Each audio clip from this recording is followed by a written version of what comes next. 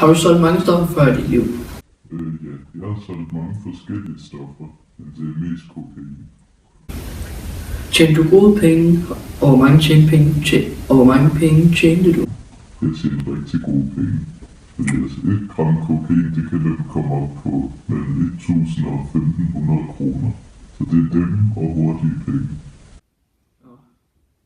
Hvordan er miljøet i denne branche? Det er et rigtig hårdt miljø. Det er miljøet som indsats, hvis man ikke gør det ordentligt. Der er også mange købere, som er voldelige. Og hvis du ikke betaler tilbage, kan du godt sige farvel. Nå. Gør du det stadig? Nej, det gør jeg ikke. Nu rådgiver jeg unge, så de ikke bliver ligesom mig, så de kan få et normalt arbejde. Mange år har du solgt stoffer. I 5 år, og jeg startede, da jeg var 15. Og i starten var det bløde stoffer, men det tog hurtigt fat. Hvorfor begyndte du?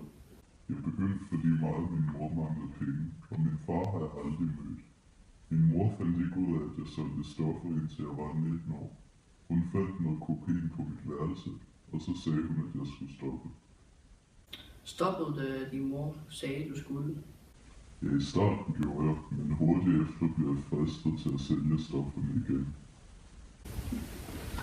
Hvordan var du i skolen? Jeg tog det ikke særlig seriøst.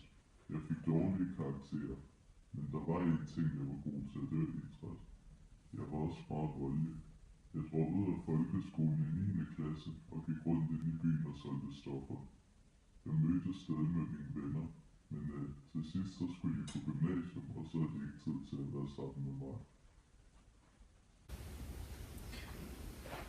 Var der mange, der købte stoffer? Der var faktisk flere, end jeg forventede, og især mange unge. For stoffer. Ja. Tak fordi du var med i det her interview, og al den indsigt, du har givet os. Det var så lidt, og tak fordi I vil have mig med i programmet.